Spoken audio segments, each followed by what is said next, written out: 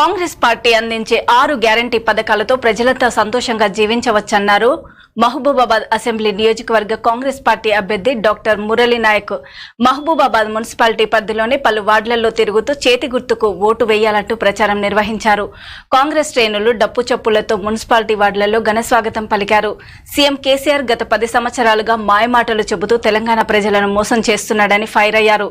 Congress party 6 హామీలను party అధికారంలోకి వచ్చిన 6 నెలల్లోనే అమలు చేస్తామని, అందరికీ అందుబాటులో ఉంటూ ప్రజాసేవ చేస్తానని హామీ ఇచ్చారు.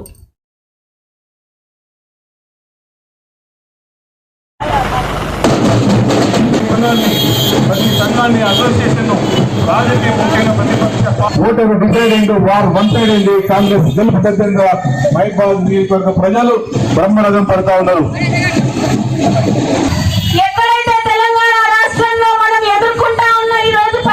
ప్రతి మహిళ 18 సంవత్సరాలు నిన్న గృహిణులకు మీకు 2,500 రూపాయలు మీ అకౌంట్ లో సోనియా గారు ఇచ్చే బాధ్యతను తీసుకుంటారు.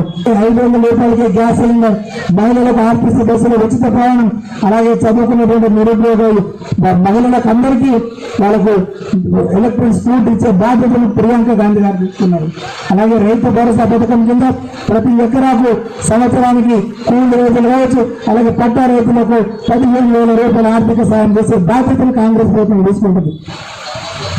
పేద కూలి రైతులకు సంవత్సరానికి 12,000 అంటే నెలకు 1,000 రూపాయలు చెప్పిన సంవత్సరానికి 12,000 రూపాయలు ఇచ్చే బాధ్యతను కాంగ్రెస్ ప్రభుత్వం తీసుకుంటుంది. అలాగే వరికి 500 రూపాయలు బోనస్ ప్రతి క్వింటాల్కి ఇచ్చే బాధ్యతను సోనియా గాంధీ గారు తీసుకుంటారు.